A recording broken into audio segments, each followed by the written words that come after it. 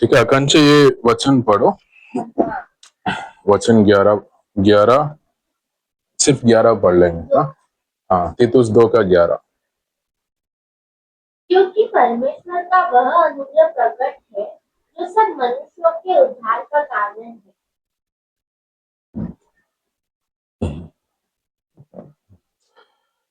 Mummy आने देखते हैं।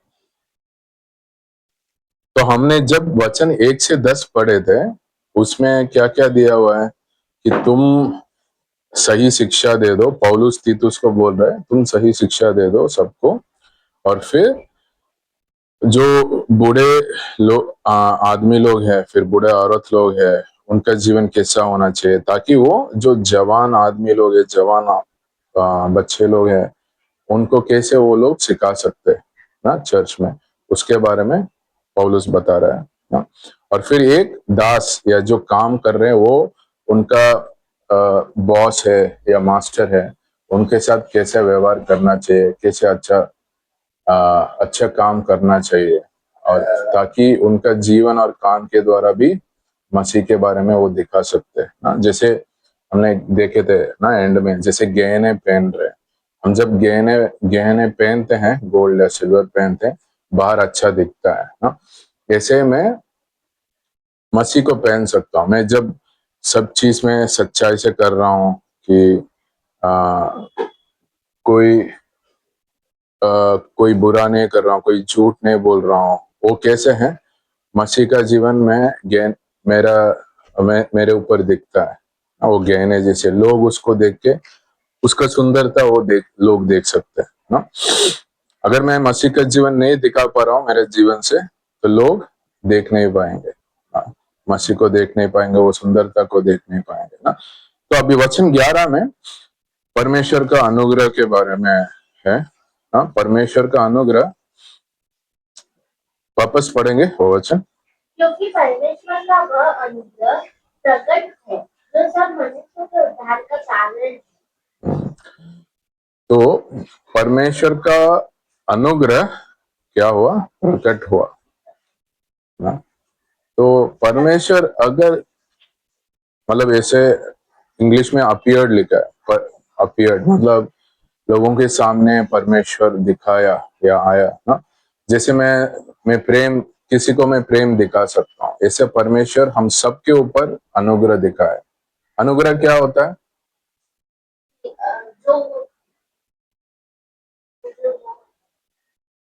क्या है अनुग्रह, क्या है? ग्रेस मतलब क्या है? हमारा मिनिस्ट्री का नाम भी वो है, और हम ग्रेस के बारे में काफी सुना है। उसका मतलब क्या है? ग्रेटर ग्रेस है ना। हाँ।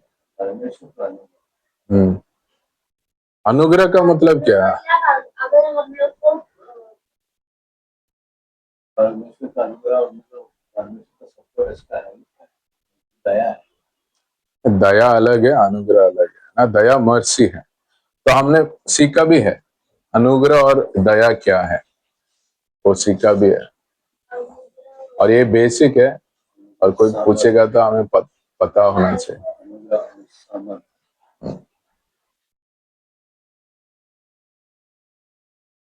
अगर हम कुछ गलती करते तो भी परमेश्वर हमें उस गलती की माफी भी देगा, हमें और ब्लेसिंग्स देगा। अच्छा, तुम दोनों मिक्स करके बोल रहे ना, अनुग्रह और दया दोनों मिक्स करके बोला। अच्छा, अगर मैं गलती किया, हम सब गलती किए ना, वचन बोलता है रोमियो 3 में लिखा है कि सब लोग आ, आ, पाप किए हैं ना, कोई भी परमेश्वर को नहीं ढूंढ रहा है ना, सब लोग अधर्मी है। तो परमेश्वर उसका पनिशमेंट नहीं दे रहे, वो क्या है? दया है, मर्सी है। और मुझे पनिशमेंट मिलना है, मगर उसके जगह पे मुझे उद्धार मिल रहा है, अनंत काल जीवन मिल रहा है, सब आशीष मिल रहा है, परमेश्वर का प्रेम मिल रहा है। वो अनुग्रह, वो अनुग्रह ना। तो हमें पनिशमेंट क्या मिलना था? नरक जाना है, हम जो भी पाप किए। बट परमेश्वर नहीं चाह रहे हम नरक जाने के लिए। उसके लिए उन्होंने रास्ता बनाया, उन्होंने खुद आया, उन्होंने मरे हमारा जगह पे, कष्ट झेल के फिर वापस जिंदा हुए, जीवित हुए। अभी कोई भी यीशु मसीह के ऊपर विश्वास करते हैं तो वो आके मर के जिंदा हुआ, उसके द्वारा उनका प्रेम और अनुग्रह क्या हुआ है, प्रकट हुआ है, डेमोन्स्ट्रेट हुआ है ना। कोई बोल सकता मैं तुमसे प्रेम करता हूँ, तुम मेरा बेस्ट फ्रेंड है, तुम मेरा ये है वो है, बट एक्शन में देखेंगे तभी तो पता चलेगा।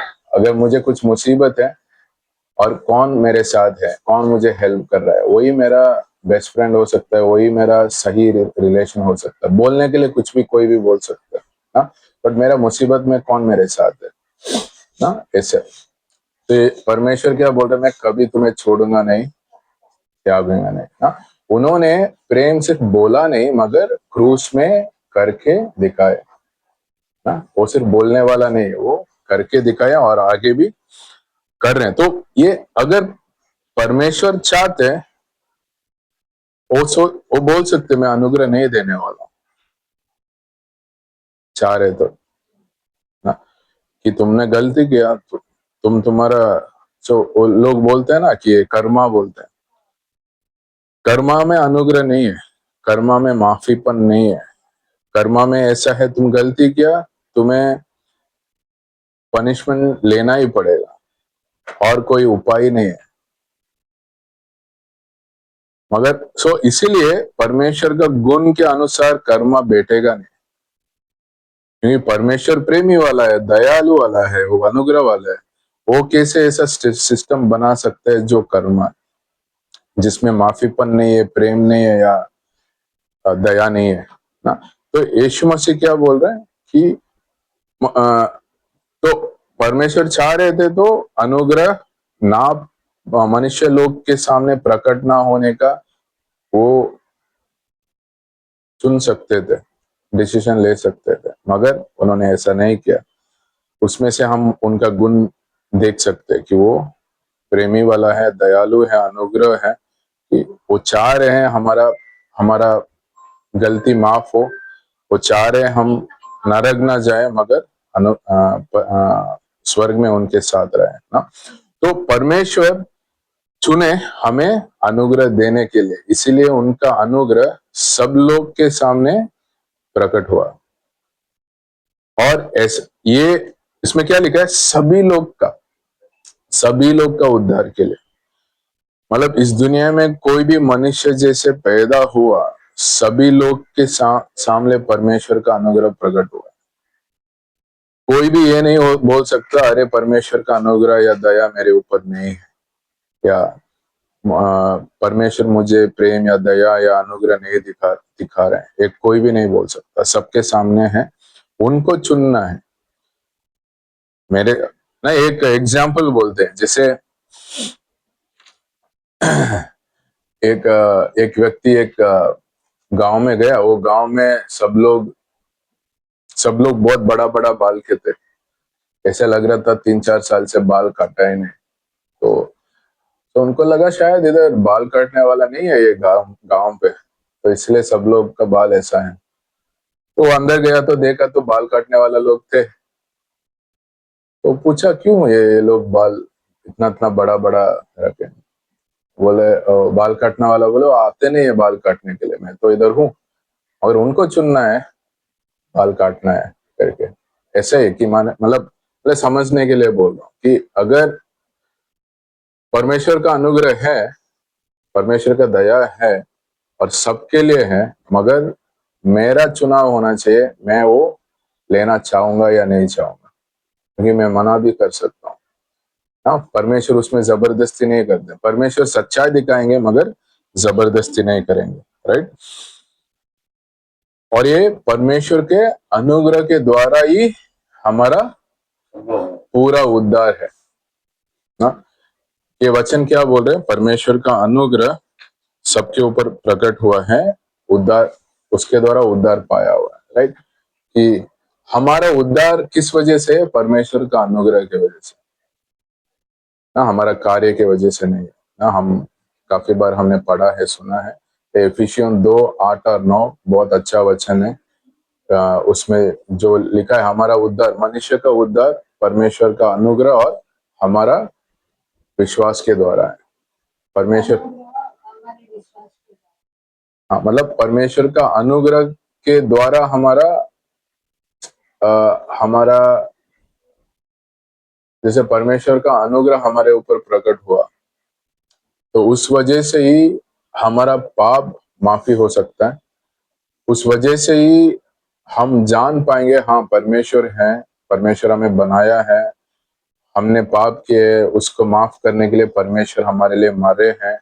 ये सब हम कैसे जान पा रहे हैं कि अभी इस दुनिया में 8 बिलियन के ऊपर लोग हैं, मगर सब लोग यीशु को नहीं जानते हैं, विश्वास करते हैं। कुछ लोग ही विश्वास करते हैं। क्यों? क्योंकि वो भी परमेश्वर का अनुग्रह है कि हमने उनको जाना है ना। सो उनको जानने के लिए, उनके ऊपर विश्वास करने के लिए भी परमेश्वर का अनुग्रह का जरूरत है। तो हमारा उद्धार पूरा परमेश्वर का अनुग्रह का कार्य है, जिसमें हमारा विश्वास लगता है, मगर हमारा विश्वास भी परमेश्वर का अनुग्रह की वजह से हमारा विश्वास भी पैदा हुआ है हमारा अंदर। हाँ, बट हमारा चुनाव है। विश्वास मैं करता हूँ, विश्वास करता हूँ यीशु ही सच्चा परमेश्वर है, उन्होंने मेरे लिए आया, हमारे वापस जिंदा हुए, मैं मानता हूँ।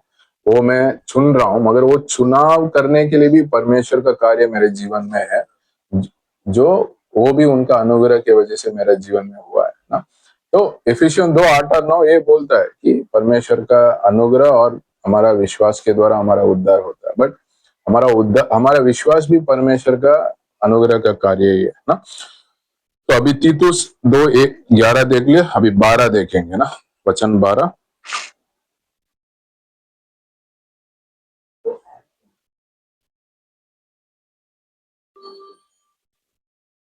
पढ़ लो, वचन 12 पढ़ लो। 2:12 अगला वचन। और हमें चेतावनी देता है कि हम अभी अभी अभी अभी अभक्ति और सांसारिक अभिलाषाओं से मत फेंककर इस युग में संयम और धर्म और भक्ति से जीवन बिताएं। ना? तो परमेश्वर का अनुग्रह क्या करता है? परमेश्वर का अनुग्रह सभी मनुष्य के ऊपर प्रकट हुआ है ना। कोई अमेरिका में है, कोई ऑस्ट्रेलिया में है, कोई लंदन में है, कोई चौल में है, कोई बहुत बड़ा बिल्डिंग में है, सभी लोग के ऊपर प्रकट हुआ है ना। और परमेश्वर का अनुग्रह के द्वारा ही उद्धार है, राइट। और परमेश्वर का अनुग्रह क्या करता है? हमें ट्रेन करता है। मतलब वचन 12 में जो हम देख रहे हैं, चेतावनी देता है, लिखा है ना कि जो अभक्ति और संसारिक अभिलाषा से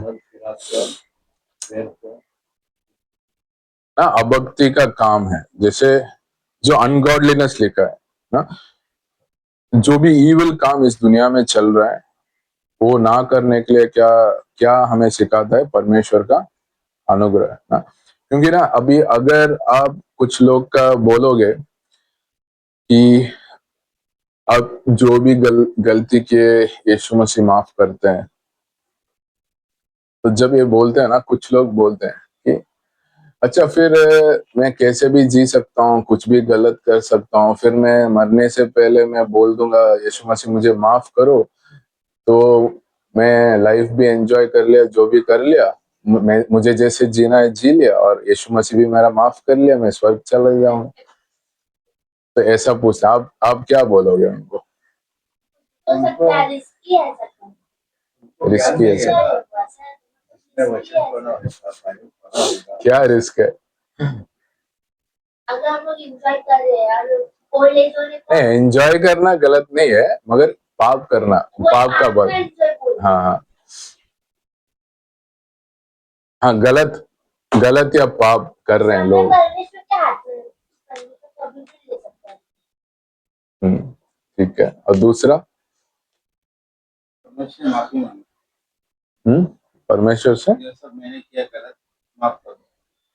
वही वो बोल रहा है ना, वही वो बंदा क्या बोल रहा है कि परमेश्वर तो मुझे माफ करने वाला है, कि मैं अभी जो भी पाप मुझे करना है मैं कर लूंगा, फिर मरने से पहले मैं अंत में, मतलब मैं 1 हफ्ते के बाद मरने वाला हूँ, आज मैं माफी मांग लूंगा। क्या मालूम कभी आएगा, कभी भी आ नहीं, सकता वो तो जब वो परमेश्वर में चलेगा ही नहीं, तो हाँ। परमेश्वर की बातों को आज्ञा करेगा ही नहीं, और लास्ट में जाके वो माफी मांगेगा, तो वो सही तो नहीं होगा। ऐसा ऐसा ऐसा वो बोलेगा जो परमेश्वर के वचन को जानता है, और जो वचन के दायरे में होएगा तो ऐसा बात नहीं करेगा। स्टार्टिंग में जो हम जिसको समझाने को जाएगा वो तो ऐसे ही बोलेगा। वही कोई कोई करता भी है, बट उनका हमारा जवाब क्या है ना, वही हम बात कर रहे हैं ना। तो ये एक तो अच्छा है वो जो आकांक्षा बोली, हमारा मौत कब होगा पता नहीं। अब जैसे पास्टर शिबली काफी कॉन्फ्रेंस में बोलता है कि कोई उनको बोलते हैं आप रिटायर हो जाओ, बहुत बूढ़े हो गए, बोले कि वो क्या बोलते हैं पता है कि पता नहीं, कल शायद तुम्हारा फ्यूनरल सर्विस में करूंगा, हो सकता है। मतलब वो क्या बोल रहे हैं कि ऐसा नहीं मैं बूढ़े हूं तो ऐसा नहीं मैं पहले मरूंगा, इस रूम में कोई भी मर सकता है पहले ना। तो हम देख रहे हैं ना 30 साल का भी जो कोई आदमी का हार्ट अटैक आ गया, मर गया। अभी ये बारिश में फ्लड में कोई डूब गया, पता नहीं कौन कब हो सकता है। तो हम ऐसा नहीं बोल सकते मैं भाई कुछ भी करूंगा और मैं एंड में, मुझे पता नहीं एंड कब है, कल भी हो सकता है, 1 साल भी हो सकता है, 40 साल भी हो सकता है ना। वो जैसे वो आकांक्षा बोली सही है। दूसरा ये भी है ना, जैसे मरिया बोल रही थी कि हमें मतलब परमेश्वर का हमें हमारा मन पता है कि मैं सच्चाई से मैं माफी मांगना चाह रहा हूँ, सच्चाई से मैं जीवन ना जीना चाह रहा हूँ, वो भी परमेश्वर देखेंगे ना। पर कोई पूछेगा, दूसरा ये सवाल भी है, कोई पूछेगा भाई अभी किसी ने 100 लोग का मारा है ना, छोटे से लोगों को मारते मारते आ रहे, बड़ा मर्डरर है ना, वो जेल में है, ठीक है। तो वो अगर यीशु मसीह को पूछेगा, माफी मांगेगा, तो यीशु मसीह उसका माफी हो जाएगा सब। होएगा जब वो दिल से तो वो बोलेंगे कैसे परमेश्वर उसको माफ कर सकता है, 100 लोग का मार दिया, उसको कैसे माफ कर सकता है, ये तो गलत है। मन तो 100 लोग का जीवन चला गया, मतलब मैं बोल रहा हूँ ऐसे भी लोग पूछेंगे आपको, तो आप क्या बोलोगे? नहीं, वो पश्चाताप करेगा, वो बोलेगा मैंने 100 जन को मारा है, इतना रियल मन से वो पश्चाताप करेगा। ऐसा नहीं कि भाई हाँ ये तो मेरे को माफ करेगा, मैं माफी मांगता हूँ फिर वो करेगा, वैसा नहीं। उसको माफ करेगा प्रभु।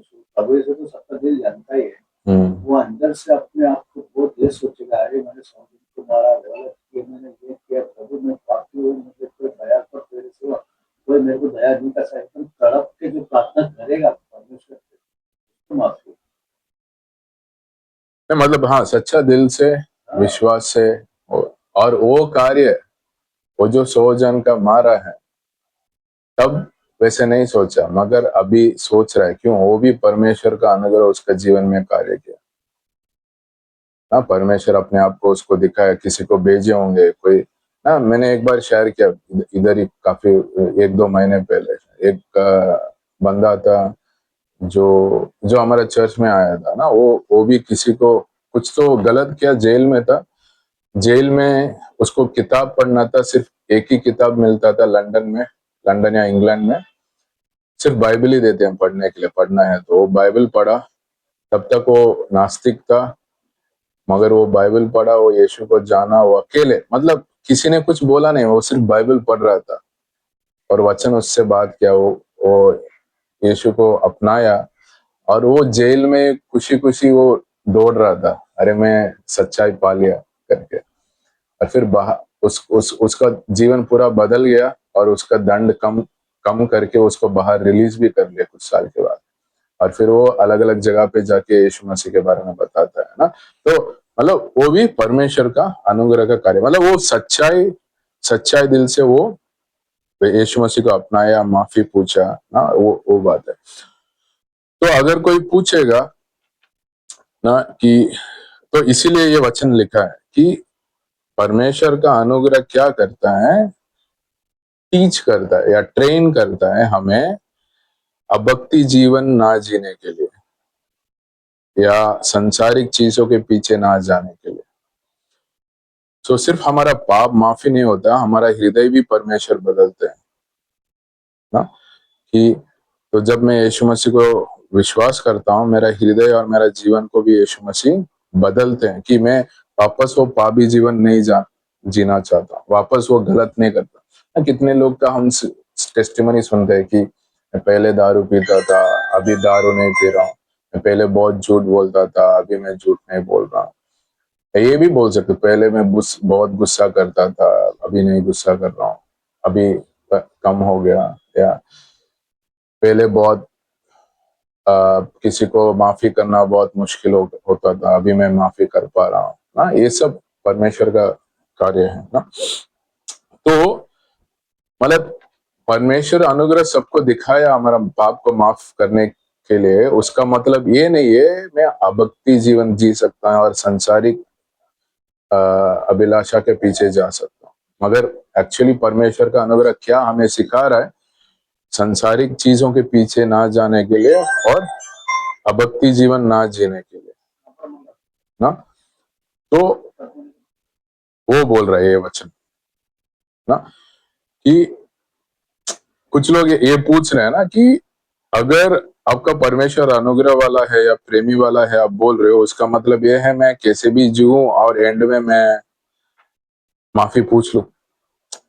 अनुग्रह का मतलब वो नहीं है, जैसे हमने बात किया, अनुग्रह का मतलब वो नहीं है कि अनुग्रह का मतलब ये है मैं सच्चाई दिल से माफी पूछ रहा हूँ और परमेश्वर मेरा दिल में आते हैं और मेरा दिल को बदलाव लेके आते हैं। मैं पहले जैसे नहीं हूं, मेरा जीवन अलग हो जाता है। तो मैं पहले का जीवन जैसे मैं नहीं जी रहा हूँ, मैं पहले का प्रकाश भाई नहीं हूँ या पहले का अंबिका जी नहीं हूँ, अभी अलग हो गया ना। लोग काफी बार लोग देखते हैं और तुम पहले ऐसा नहीं था, तुम्हारा जीवन अभी अलग हो गया ना। वो लोग देखते हैं ना। हमारा जीवन में और खुशी आता है, प्रेम आता है ना। मगर सो परमेश्वर का अनुग्रह क्या सिखाता है? संयम, धर्मी जीवन और गॉडली लाइफ या भक्ति का जीवन है ना। कि ये हम ये बोल सकते हैं कि जैसे हम गलातियों 5:22 और 23 में देखते हैं, फ्रूट ऑफ द स्पिरिट देखते हैं जो हमारा जीवन में दिखता है कि मतलब अगर परमेश्वर का अनुग्रह मैंने पाया हूं, मैं विश्वास का जीवन जी रहा हूं, वो परमेश्वर का वो जो फ्रूट ऑफ द स्पिरिट है, आत्मिक फल मेरा जीवन से दिखता है। मतलब मेरा जीवन में मैं जो कर रहा हूं, मैं जो बात कर रहा हूं, मैं जो कार्य कर रहा हूं, मैं जो व्यवहार कर रहा हूं, उसमें संयम दिखेगा। और धर्मी, जैसे मैं लोगों के साथ जो मैं डील कर रहा हूं, लोगों के साथ मैं धर्मी जीवन जीऊंगा। इसका मतलब मैं किसी का धोखा नहीं दूंगा, किसी को मैं झूठ नहीं बोलूंगा। हाँ, सही सच्चाई और सही काम करता हूँ लोगों के साथ, और परमेश्वर के तरफ में मैं भक्ति का जीवन जीऊंगा। मतलब परमेश्वर का अभी 11 और 12 में क्या बोल रहे, तीतुस 2 11 और 12 में एक साथ देखेंगे तो परमेश्वर का अनुग्रह सबके ऊपर प्रकट हुआ और उसके द्वारा ही सबका उद्धार है ना। और परमेश्वर का अनुग्रह हमें पाप करने के लिए इच्छा नहीं लेके आएगा, मगर अभक्ति जीवन ना जीने के लिए हमें सिखाएगा, संसार का चीजें के पीछे ना जाने के लिए सिखाएगा, हमारा दिल को बदलेगा और संयमी, धर्मी और भक्ति वाला जीवन जीने के लिए हमें सिखाएगा।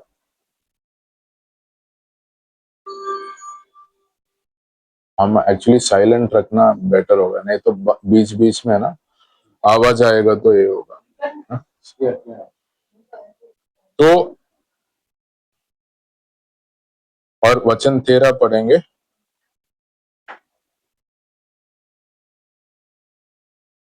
और उस धन्य आशा की अर्थात अपने महान परमेश्वर और उद्धारकर्ता यीशु मसीह की महिमा के प्रकट होने की बात जोड़ते रहे। और परमेश्वर का अनुग्रह ये भी सिखाएगा हमें वेट करने के लिए ना। वेट वेट जैसे हम बैंक का काम के लिए जानते हैं, वेट करना पड़ेगा। रेशन लेने के लिए जाएंगे, वेट करना पड़ेगा, लाइन में लगना पड़ेगा ना? और वेट करते हैं ना। ट्रैफिक हो गया, वेट करना पड़ेगा। तो मतलब उसके लिए क्या चाहिए? वेट करना है तो मेरे पास, हाँ, पेशेंस। यस, पेशेंस, धीरज, धीरज चाहिए ना। वो धीरज क्या है? वो भी आत्मिक फल है। नहीं नहीं, वो जो 9 चीज लिखा है ना, उसमें वो भी है ना, राइट, वो भी है। तो इसके लिए हम वेट कर रहे हैं। इसमें लिखा है ब्लेसेड होप, ब्लेसेड होप मतलब एक आशीषित आशा ना। 1 पत्रस 1:3 में एक अच्छा वचन है, वो बोलता है हमें एक जीवित आशा है, और इधर लिखा है आशीषित आशा। हमारा पास एक बड़ा आशा है, क्योंकि हम मसीह में। हमें कभी कभी एक ऐसा दिख सकता है, अरे इनका बीमारी है, हमारा बिल भरना है, पैसा कम है, बाहर बारिश हो रहा है, बाहर नहीं जा पा रहे हैं, काम कम मिल रहा है, अलग अलग तकलीफ दिख सकता है। बट हम रियलिटी, हम वो लोग नहीं है ना। अभी के लिए है, वो हमारा एक्सपीरियंस है, बट एक दिन जो वो रैप्चर का समय में, एक क्षण में सब चीज बदलने वाला। हमें महिमा का देह होगा, हमें कोई अभी पैसा या बिल या बारिश या मौसम का कोई फर्क नहीं है। वो सब एक क्षण में होने वाला है। वो कब होगा, वो परमेश्वर का निर्णय का समय में होगा, बट वो होगा। तो हम वो आशा में रहना है कि ये सब चीजें कुछ समय के लिए है, और अचानक हम हमारा जीवन पूरा अनंत काल के लिए जो रियल है वो वैसे बदलने वाला है जब यीशु मसीह आने से पहले ना। तो हम वो आशीषित आशा, वो जीवित आशा में हम रहना है कि जैसे अब्राहम था, अब्राहम सब उसका सब चीज छोड़ के वो बाहर जा रहा है कि परमेश्वर कहने से, और उसका मन में ये था कि एक, उसमें ना इब्रानियम 11 में लिखा है कि एक स्वर्गीय शहर उसको सोच के हो गया, उसको ढूंढ रहा है ना। जो स्वर्गीय शहर है, जो हमेशा के लिए रहेगा, कभी नाश नहीं होगा ना। जैसे अब हम बात कर रहे थे, इधर भी 30 करोड़, 40-50 करोड़ का घर बिकता है। मुंबई बहुत बड़ा मुख्य शहर है इंडिया का, बट एक दिन शायद ये देश नहीं रहेगा, शायद ये शहर नहीं रहेगा, सब बदलेगा ना। कि ये निरंतर नहीं है ना। तो मगर परमेश्वर का जो शहर है, परमेश्वर जो हमारे लिए घर बना रहे हैं कि स्वर्ग में, वो जो जगह है वो हमेशा के लिए, उसका महिमा हमेशा के लिए। मुंबई के लिए एक महिमा है, बट पता नहीं अगला 50 साल में, अगला 20 साल में कैसे रहेगा, या अगला उससे पहले कुछ भी हो सकता है ना। तो मगर जो यरूशलेम है, स्वर्गीय शहर है, आने वाला समय है, तो वो हमेशा के लिए रहेगा ना। और उसमें हमारा भी पार्ट है ना, हम भी उसमें रहेंगे। तो उसके लिए हम उसको हम विश्वास करते हुए हम वेट कर रहे हैं, धीरज के साथ हम वेट कर रहे हैं। इधर जो हमारा बाहर का तकलीफ है या अंदर का तकलीफ है, ये सब चीज छोटा चीज हो जाएगा जब हम अनंत काल के बारे में सोचेंगे, स्वर्ग के बारे में सोचेंगे, ये हेवन, स्वर्गीय शहर के बारे में सोचेंगे, जीसस के साथ मैं हमेशा रहने वाला हूँ। अगर ये सोचूंगा, ये जो दुनिया का जो प्रॉब्लम्स है वो बहुत छोटा हो जाएगा ना।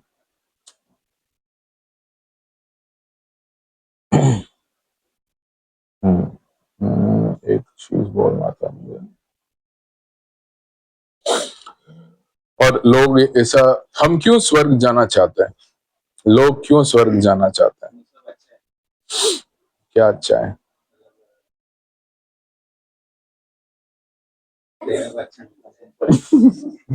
हर सब एक ही भाषा रहेगा, झगड़ा नहीं। स्वर्ग में भी अगर हमें कुछ खाना चाहिए, गोपी भाई को ऑर्डर करना बोले तो वही खाना लेकर स्वर्ग में रहेगा, समाधान रहेगा, कोई झगड़ा नहीं। स्वर्ग में भूख एकदम अलग ही रहेगा, इसलिए सब उसको जाने। और कुछ जवाब है? स्वर्ग में हम जाएंगे तो शांति से अपनी आत्मा को शांति मिलेगा, सुख शांति रहेगी, परमेश्वर के आनंद में किसी का कोई झंझट नहीं है। तो हमारा कोई परिवार है, कोई है, लेकिन ऐसा नहीं कि बस अपने इसमें ही परमेश्वर की मजा एंजॉय एक मैं एक एग्जांपल बताता हूँ। तो हमारे घर में माँ मेरा खाना बना रहा था, उसको कोई बहुत भूख लगा था। फिर देखा तो सब बच्चे एक टाइम में आ गया, उसको बहुत खुशी हो गया। खाना हम लोग खा रहे हैं तो माँ को बोला तुम खाना खाने में, बोला नहीं मैं खुशी से पेट भर गया, उसको भूख लगा ही नहीं था। बच्चे लोग साथ में बैठ के खा रहे हैं, उसको बहुत अच्छा लगा। वो टाइम भूख लग रहा था पर बाद में उसको भूख मर गया, तो उसको खाने के लिए खुशी से सब थे। और वहाँ पे यीशु मसीह को मिलेंगे स्वर्ग में, उनसे बातचीत नहीं, यही पहले बोलना था एक्चुअली।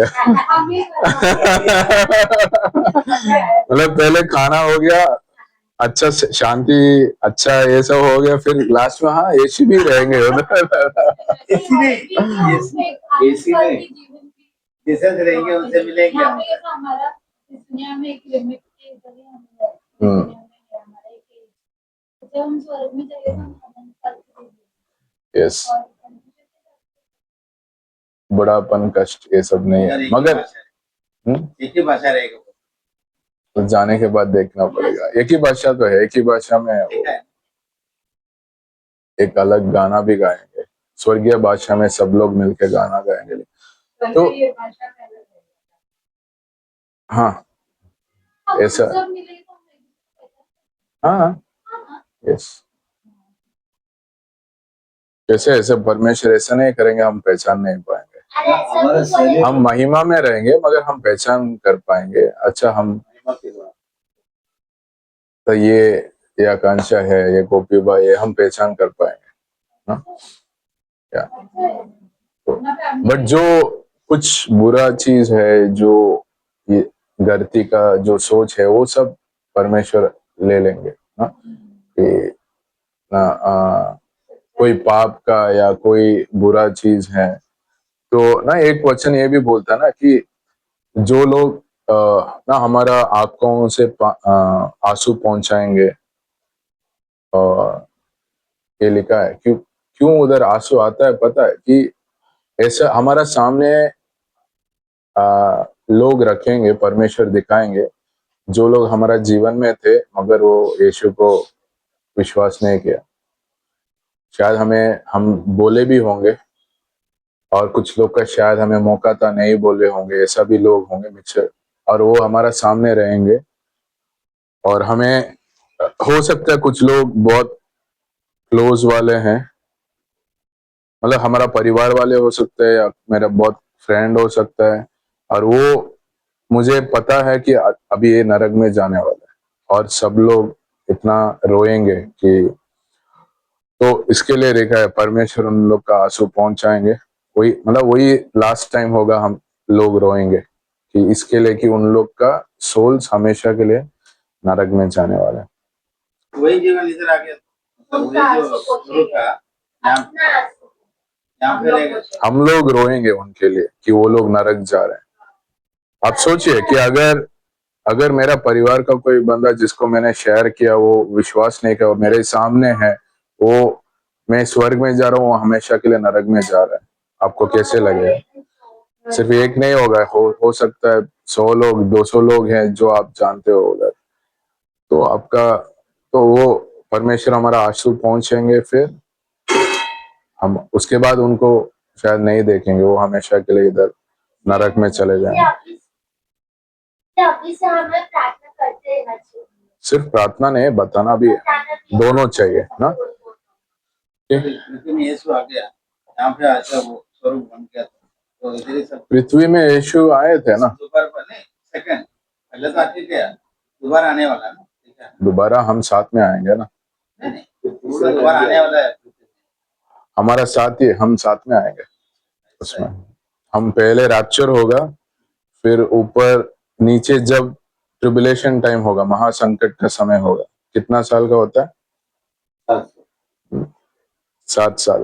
वो टाइम पे हम लोग क्या करते हैं, हमें बीमा सीट जजमेंट होगा ऊपर, मतलब हमने जो भी परमेश्वर के लिए कार्य किया है उसका जो महिमा है या रिवॉर्ड से सम्मान मिलेगा। हाँ, और वो उसके साथ साथ marriage feast of the lamb होगा ना, कि मतलब यीशु मसीह और कलीसिया का जो ये शादी का फीस्ट है वो होगा ना। उसके बाद यीशु मसीह के साथ हम लोग, वो यीशु मसीह का दोबारा जब आ रहे हैं पृथ्वी में, वो हम साथ में आएंगे ना। तभी यीशु मसीह एक ही शब्द में शैतान को हराएंगे, उसका सारे काम हराएंगे और शैतान 1000 साल के लिए बंधन में रहेगा। 1000 साल हम परमेश्वर के साथ राज्य करेंगे पृथ्वी में। इसलिए वो नया पृथ्वी और नया आसमान बनाएंगे उस समय। तो पुराना सब नाश हो जाएगा। तो 7 साल का महासंकट में इतना सारा जजमेंट होता है ना, 777 ऐसा 3 अलग अलग जजमेंट होता है। तो उसमें काफी लोग मरेंगे, ये भूमि पूरा, धरती पूरा बहुत उलट फुलट होगा, तो वो सब पूरा नया बनाएंगे ना।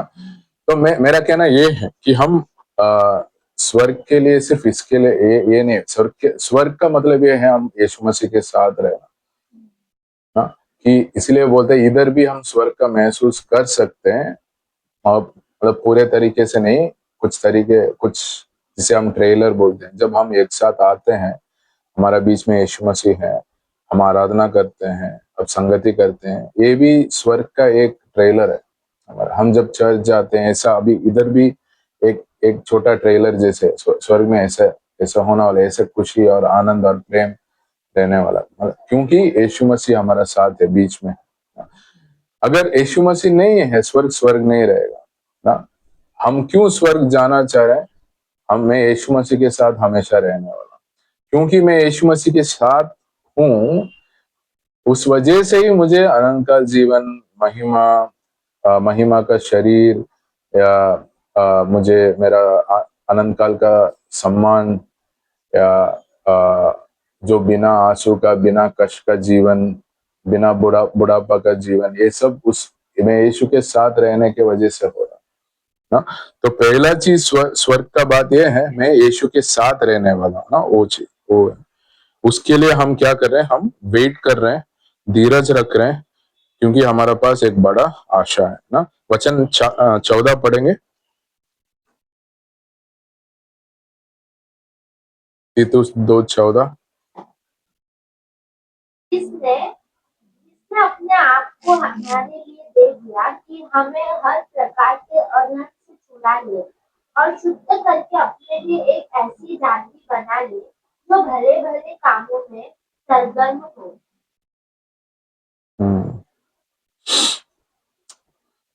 तो यीशु मसीह हमारे लिए अपने आप को ना पूरा दे दिया ना, कि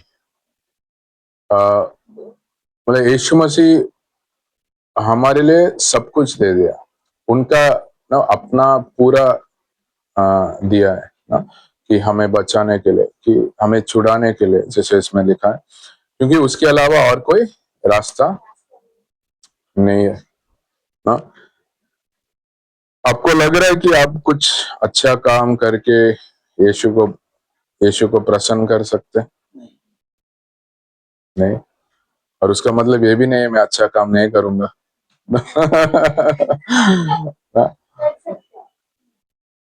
हाँ, मतलब ये चीज बोलते हैं कि मैं यीशु मसीह का बच्चा हूं, कि मतलब मुझे अनंत काल जीवन है, मगर मेरा जीवन यीशु मसीह को प्रसन्न कर रहा है क्या, या प्लीज कर रहा है क्या, कि वो बात है।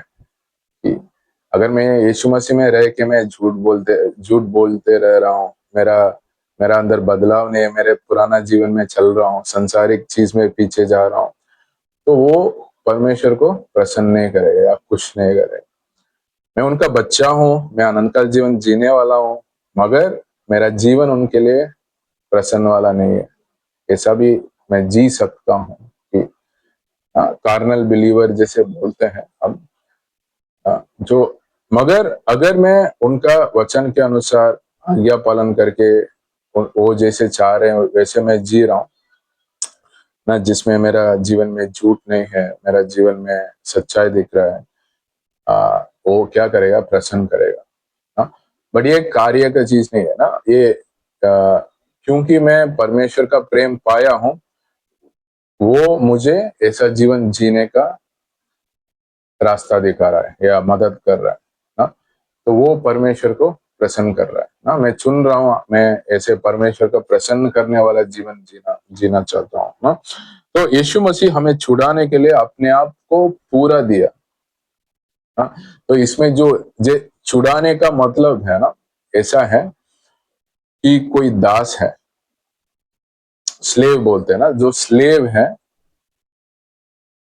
एक केज में है ना। पहले पुराना समय में उनको बांध के लेके आते थे ना। आपने कुछ वीडियो भी देखा होगा, स्लेव को, दास लोग को बांध के लेके आते हैं और उनको मार्केट में ऑक्शन करते हैं। तो वो बोलेंगे ठीक है 1,000 रुपए, कोई बोलेगा 2,000, कोई बोलेगा 3,000, कि जो बहुत ज्यादा बोलते हैं उसको बेच देते हैं, ये आदमी को या औरत को बेच देंगे। अभी तुम ठीक है, किसने 5,000 बोला, तुम 5,000 रुपये दे दो, इसको लेके जाओ, तुम्हें जो भी जैसे भी इस्तेमाल करना है तुम्हारे घर के लिए, तुम्हारे लिए इस्तेमाल कर सकते हो। तुम मास्टर हो गया, वो तुम्हारा स्लेव हो गया, तुम स्लेव खरीद लिया ना, ऐसा। तो हम भी पाप का बंधन में थे और यीशु मसीह आए, उन्होंने एक बड़ा दाम दिया क्रूस के द्वारा और हमें छुड़ाए अभी बंधन को निकाल दिया, हमें फ्री छोड़ दिया ना। कि उसमें क्या होता था, वो मास्टर लेके, ये बंधन में हूं, मुझे पैसा लेके गया, पैसा लेके खरीद लिया, मगर अभी भी बंधन में हूं। किसी ने भेजा मुझे, किसी ने खरीदा, मैं बंधन में हूं। जो खरीदा मुझे, वो जो बोला है मैं पूरा ऐसे करना है हाँ। मगर यीशु मसीह क्या बोल रहे, मैं तुम्हें खरीदा हूं मेरा लहू दे के, तुम ना जब विश्वास करा, तुम बंधन से निकल गया, फ्री हो गया और मेरे साथ रहने में फ्रीडम है, तुम वापस बंधन में नहीं है ना। तो तो छुड़ाने का मतलब यह है कि हम दास जैसे थे ना, जैसे वो एनिमल्स होता है ना जू में, केज में, वो कुछ भी नहीं कर सकते लोग देखने के लिए, कि बस खाना खाना है, केज में रहना है हाँ, केज से बाहर नहीं जा सकते। तो ऐसा हमारा जीवन है, पाप का जीवन। मगर यीशु मसीह क्रूस के द्वारा हमें एक बड़ा कीमत देके, उनका लहू देके हमें छुड़ाया ना। इसीलिए कि हम अधर्मी का जो काम से हमें शुद्ध करने के लिए, ताकि हम उनका लोग होंगे ना। तो जैसे हमने बात किया है ना कि परमेश्वर का अनुग्रह के द्वारा मेरा जीवन में बदलाव लेके आएंगे, राइट। तो जो भी मेरा अधर्म का काम है, अधर्म का सोच है मेरा जीवन में, वो धीरे धीरे परमेश्वर क्या करते हैं, निकालेंगे। तो जब हम वचन सुनते हैं, वचन पढ़ते हैं, प्रार्थना करते हैं, संगति में रहते हैं, कुछ ना कुछ परमेश्वर दिखाएंगे कि ये शायद सही नहीं है तुम्हारा, इसमें इसको ठीक करो, वो भी प्यार से ना, अच्छा, कोई जबरदस्ती नहीं। और हमारे पास टाइम देंगे हम सोचने के लिए, और हम खुद निर्णय, ठीक है मैं ये नहीं करना चाहता हूँ, ऐसा कर रहा था, मैं अभी नहीं करना चाहता हूँ। तो वो काम करते हैं ना। जैसे मैं ना, ऐसे ही होता है कि अगर इलस्ट्रेशन देना है कि कोई घर है, अब सोचिए कि कोई घर है, एक बंदा था बहुत गंदा वाला, बहुत गंदा रखता है। अरे मैं एक वीडियो देखा, यूएस में कोई घर साफ करने के लिए बुलाया था, उन्होंने 8-10 साल साफ ही नहीं किया था वो घर, और जो भी खाया उधर ही डाल दिया था। ऐसा वो घर पूरा बड़ा है, इतना इतना इतना जगह पूरा, एक कोक का कैन है, पिज्जा का ये है, जो भी मतलब डस्टबिन कभी निकाला ही नहीं, तो पूरा डस्टबिन घर पे ही हर रूम में भरा हुआ है। और वो लोग आके क्लीन किए, अब सोचो। तो जब शैतान किसी का हृदय में रहता है, वो ऐसा रखता है घर, हृदय को गंदा, अनसाफ ना, कि सालों तक, मतलब सोचिए कि मैं 25 साल संसार में था, मुझे यीशु को जाना नहीं, मैं ऐसा, मेरा हृदय ऐसा है, शैतान ऐसा रखा है ना। और फिर यीशु मसीह आते हैं, वो क्या करते हैं, साफ करते हैं धीरे धीरे। एक दिन का काम नहीं है, वो साफ करते धीरे धीरे, क्योंकि उसमें हम, मेरा चुनाव भी है। मैं विश्वासी हो गया, फिर भी मैं दारू पी रहा हूँ, और यीशु मसीह वचन में सुन रहा हूँ, बाइबल में पढ़ रहा हूँ, मुझे बार बार